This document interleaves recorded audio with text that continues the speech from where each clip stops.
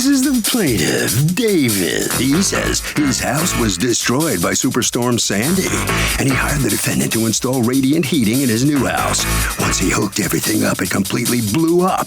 The defendant messed up big time because he didn't convert the house from natural gas to propane, and that's why it exploded. Thank God no one was hurt, but he's out $4,932.33, and that's just what he's suing for today.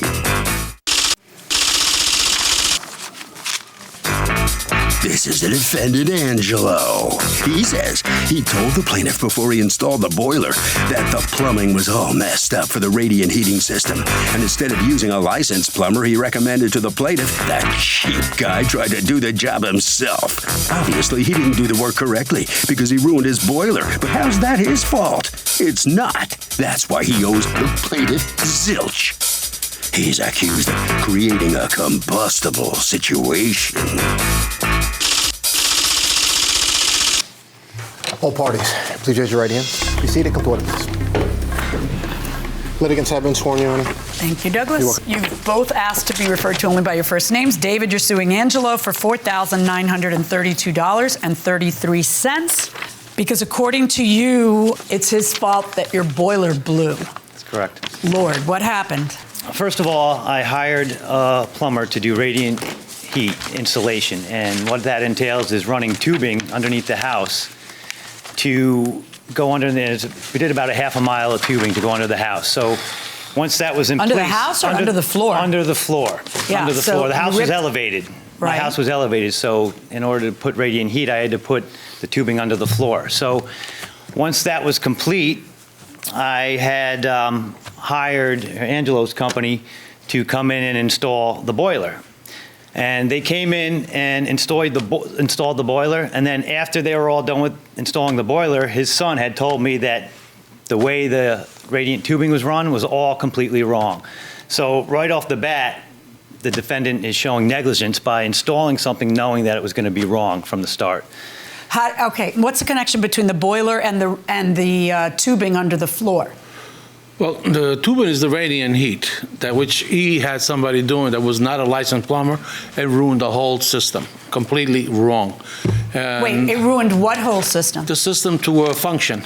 Wait, no, that doesn't. Did it ruin the boiler you put in? No, it would never work. So, it would never work. But what was wrong with the radiant? He had over 800 feet, 600 feet every zone. You're only allowed to have 300 feet to work for the water return back to the boiler. So my son, when he was putting the boiler in, Enrico, he says to me, Daddy, can you come over and look at the system? Because I think this is all wrong. It's wrong because the house is so big that there should be like 15 feed, 15 return for that big open house. Okay, so it's not that. So is it that they put too much tubing, or is it too much tubing? So did you tell him that? Oh yeah, but he didn't care. So tell me what happens. So let me explain to you now with the radiant tubing, right? What he's talking about is a manifold, and you're only supposed to put about 300 feet per loop. And what he did, he knew that I only had it set up for 3 loops. So well, didn't the guy you hired know? Because he's the guy who did it. Plumber. He made me assume that he knew. You know, he made it out. Right. He said he did thousands of these. But that has its own remedy. Right, that has nothing to do with the boiler. Right. So why are you saying that then from right there that showed me why did they put in a boiler? Well, because it doesn't matter. Well, but yes, it does matter because they're the ones who purchased the manifold for the 3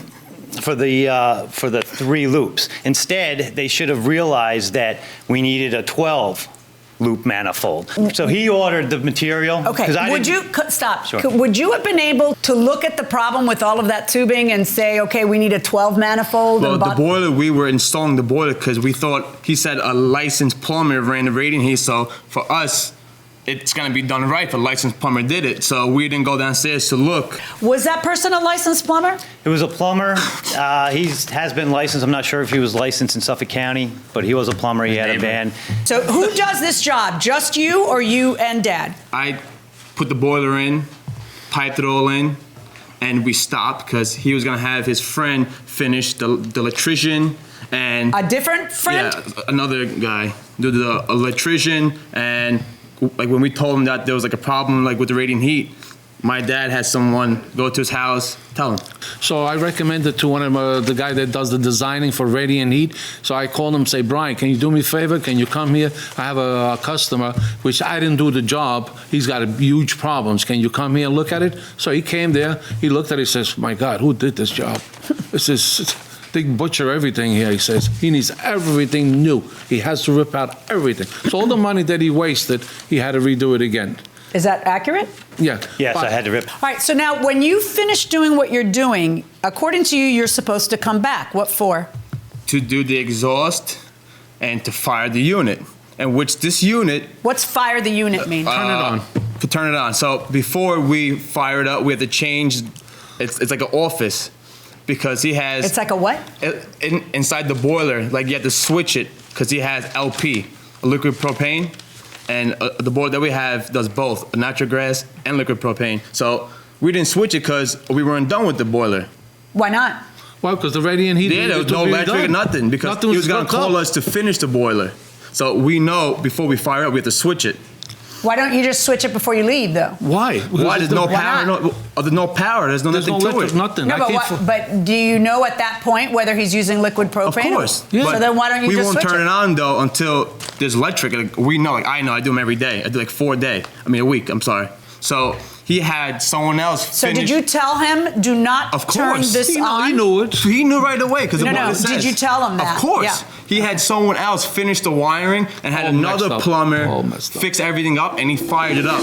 Did they ever tell you, call Never. us up to fire it up? Never. Does Never. it say that? No. Wait, this is the do you have written paperwork, yes or no? Excuse me? Yeah, some paperwork. In your paperwork, do you tell them, do you actually put on the paperwork, do not fire this up, wait for us to come I back? have it down here saying that, well, when it's...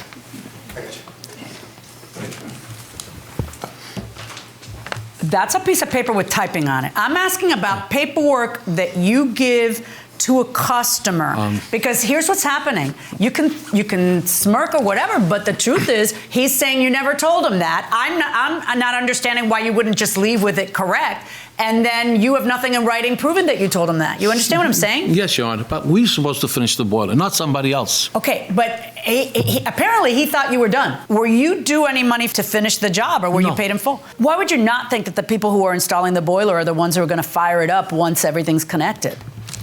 Well, they were going to. Right, and then what happened? What happened was this happened in end of March, and they installed it improperly, never converted it. So then I spent the next few months pulling the old tubing out. I reinstalled it myself, had it situated. Reinstalled what? The radiant tubing. Okay. So correctly, and then it was ready to go. And then I tried contacting Angelo in end of August to try to come back and to install the new manifolds and tie it in, and I couldn't get him to come. What does that mean? It means I call him over and over. He would say he would come, and then he would never show up. How long or did that he would go on reschedule. for? That went on for about a month and a half. Do you have any proof of that? I do. I have emails. That the first email I sent was on August 8th.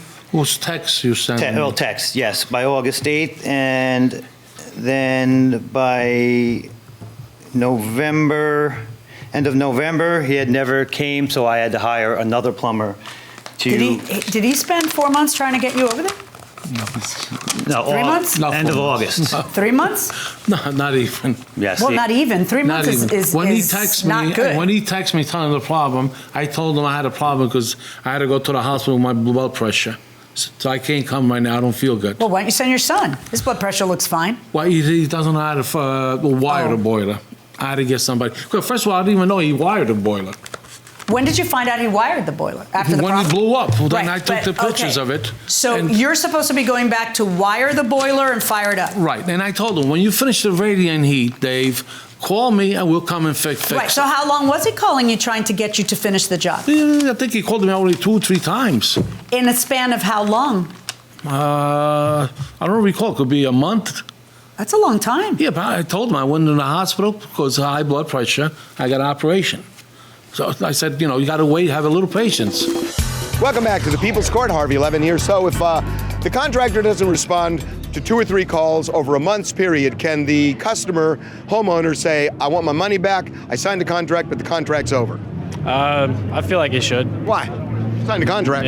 It's just not right. Yeah, you shouldn't take more than a month to get back to the person. You should get back to them within that day. That's true, but you did sign a contract. If the contractor goes MIA, you're walking away from the contract. So at that point, I think it's null and void. You buy that? I'm not sure. I think that if you sign a contract in a legal case, that holds some sort of You're ground. stuck. Yeah. Gotcha. Going inside the courtroom. Let me see the proof of how many times you reached him. Like the Okay. text you were going to show me. Yeah, I wanted to say another thing. And the reason sometimes I didn't answer him the phone because he got really nasty, really nasty. So I called him back. I said, Dave, why are you like that? We go from August 16th, when are you coming to finish the job? And then you guys must have spoken on the phone or something? Yes, that's correct. Right, and then the next text is November 30th. That's when he probably blew up his boiler. No, because on December 30th, he's asking you, what time will you be coming tomorrow? It's cold here, and then, That was to install the boiler after it blew up, Your Honor. oh. Well, then I don't have any evidence that you called him incessantly for 3 months all the way from August But- to November. I only see you texting him 2 or 3 days. That's on text. Not even. That's on texting. We can go to the cell phone too and see how many times I called as well. Do it. Okay. Do you install the second boiler? Yeah, we put the second boiler in for him. Me and him only. And you got it hooked up, and so after it blows up, he hires you to put in the second boiler? Yeah, because he says he was going to sue me. And then after that, you put the boiler in? I felt bad for him because the winter was coming. So I said, you pay for the boiler, and I I'll got it at install my it for discount. free, and you did. Yeah, I got it for my And discount. then he sued you anyway. And you got it at a reduced price for him. Right. 1,900, because if we would have bought it, it'd be like 2,900 bucks. So I saved all my Okay. money. You're So right. I went The to put it in. only- I All didn't right, get so no did money. you find any evidence of Cycle calling them and then not coming? The calls are out of my All phone for right. that. All right, so then what actually happens? So, Your Honor, the reason You that- hire someone in November. Correct. No, Well, the- you hire someone Well, before November. the reason why he came Can back. you answer my question? Sure, When yes. did you hire somebody to do the electrical and all that other stuff? It was September 21st. September. So it's a month after that first text to them that you're ready and to please come. So when you hire the somebody who comes in and they hook it up. He installs the manifolds, and then I had to hire a separate electrician to get the electric hooked up. Okay. And then the electrician fired it up, and And he blew it up. Hold on. Why is the electrician firing it up? because his company had said that they don't do the electric, and I had to hire Right, to do the electric. to do but the electric and firing it up are two different things. to aren't hook they? up the electric to the boiler so that the boiler can be turned on. And firing it up just means turning it on, Your Honor. Yeah, except for the electric guy doesn't know if the switch has been made from liquid propane to whatever. Well, Which was it? It had to go from natural gas to Natural liquid gas propane? to liquid propane. Right. Which should have been done right off the bat. Maybe not. Because if you know they're coming back and they know they're coming back, I mean, you know, Like I have the pictures on my phone of the boiler that I completed. yeah, let me see it. Yeah. Okay. You take a picture of it, and why are you taking a picture I always of take it? a picture of the work I do. That's Maybe as good a picture policy. of the job that they completed, slob. Which What? Of the board that they did for him. I have. A mess. I have. Plumber, licensed plumber did it. Probably You're talking his about neighbor. the one before you got there? Yeah, the No, second no, no. one. The second one. The The second second one. one. Tell me about the second one. So, first of all, physically, what occurs in your home when the thing blows up? Tell me about that. Okay, so what happened was the electrician came in, and what he did is he just turned the unit on, and it all of a sudden I was in my bedroom. He didn't know I was there. I had headphones on, and I heard boom. Okay, so the thing blows up. So you tell them it's your fault. It's your fault. They what help happens is you install a new boiler. contacted They install Navien. it for free, and then you sue them anyway. Judge, it's all in the paperwork that says if the boiler is not converted from natural gas to Of liquid course, propane. the boiler needs to be converted. Correct. The question in front of me is much more nuanced than that. The question in front of me is, did you jump the gun by having other people who didn't know that he hadn't yet switch it? And David, I feel like you're the guy who did something wrong. I feel like you needed to wait until they were back to finish their job that you knew they were supposed to finish. They know where they are in the process. When they say, well, I didn't have to convert it yet because there was nothing to hook it up to, and you convert when you hook it up. You know, it kind of makes sense. And so, based on what I have heard, I don't think it's their fault. I think it's your fault for not waiting. Now, if it's 4 months, see, you have this tendency to gloss over things and proclaim it and then want me to move on without looking at it closely. When I look at it closely, it wasn't 4 months or 3 months that you were trying to reach them. That would be highly unreasonable. I see 2 texts in August, and that's it. And then, you know, I presume that there were phone calls and other stuff. I see that. But you already hire somebody else in September. And that doesn't seem reasonable. I think you should have waited for them to come because this is exactly what can happen. And clearly, this whole, they screwed everything up. Well, everybody's screwing everything up in your house. They screwed everything up. It's their fault. And so I had them do it again.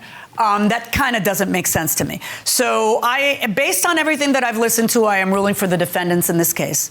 Good luck. Thank you, Honor. Well, the plaintiff does not prevail. I'm sorry for you, David. It just didn't work for you in court today. How do you feel about what the judge decided? I think she was incorrect. Well, obviously you would think that, right. But she's the one who decides. How bad was the destruction when the thing blew? It happened inside the unit, so it was contained. It was just extremely loud and a little You scary. made it sound like it was a big explosion of some sort, and the house was really seriously damaged. It wasn't. No, the house wasn't damaged. It wasn't No, that kind of situation. It was just inside the unit. All right. Well, sorry for your problem there. Okay. You must you. sign some documents out there. Now, Mr. Angelo, who's the defendant in this case. How you doing? What do you have to say about what happened, Jay? Well, I try to help the man. I was not trying to do any wrong thing to him. Okay. And the only thing, he had no patience, and he had everybody else doing the work for him. Yeah. He had different plumbers that he called plumbers, and they're not plumbers. And that's the reason he caused this to himself. And if Good he would enough. have, thank you. Thank you very much. You're welcome. Okay. You must exit that way, sir. That way? Door's that way. You got the phone there? Harvey? So I got to tell you, there's no magic number here in how many phone calls you have to make or how long you have to wait before you can end a contract. It depends on all of the circumstances. But if anybody tells you there's a set number, they're wrong.